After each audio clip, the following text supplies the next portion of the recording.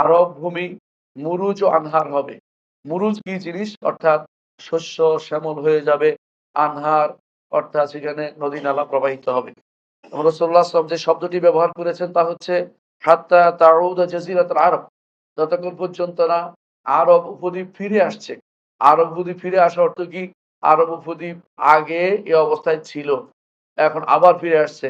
সুবহানাল্লাহ, আগে এই অবস্থায় ছিল, সেটা মানুষ যদি আগে থেকে এই বিষয়ে আগে থেকে রাসূলুল্লাহ সাল্লাল্লাহু আলাইহি ওয়াসাল্লাম জ্ঞান না দিত, তাহলে কোনদিনই সেটা বিশ্বাস করার সুযোগ থাকতো না। কিন্তু আমরা বিশ্বাস করি মুহাম্মদ রাসূলুল্লাহ সাল্লাল্লাহু আলাইহি ওয়াসাল্লাম যেহেতু বলেছেন যে আগে অবস্থায় ছিল আবার এই অবস্থায় ফিরে আসবে, তাহলে বোঝা গেল আরব উপদ্বীপ সমস্ত পাহাড় পর্বত দেখতে পাই, এগুলো একসময় পানি দ্বারা পরিপূর্ণ ছিল, এগুলো শস্য শ্যামল ছিল, আবার সে অবস্থা ফিরে আসবে। মুহাম্মদুর রাসূলুল্লাহ সাল্লাল্লাহু আলাইহি ওয়াসাল্লাম সেটা বলেছেন। হাদিসটি সহিহ মুসলিমে এসেছে।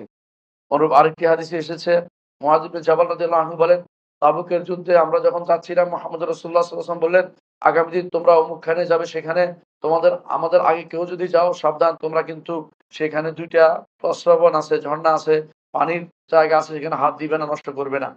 কিন্তু ২ জন অগ্রিম গিয়ে সেখানে বসে আছে, মুহাম্মদুর রাসূলুল্লাহ সাল্লাল্লাহু আলাইহি ওয়াসাল্লাম বললেন, তোমরা কি পানিতে হাত দিয়েছ? বলে, ইয়া রাসূলুল্লাহ অল্প একটু নিয়েছিলাম।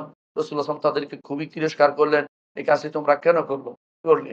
তারপর তিনি তাদেরকে বললেন, ইয়ে মুআজ, যদি তুমি জীবিত থাকো দেখতে পাবে এই সব এলাকা সব পানির প্রস্রবণে পরিণত হয়েছে। অথচ সেটা এখনো হয়নি। তারা হচ্ছে এটা হবে। কিন্তু কোন সময় হবে আমরা এটা বলতে পারছি না। এজন্য এটাকে নির্ধারণ না করে বলি যে এটা অবশ্যই হবে।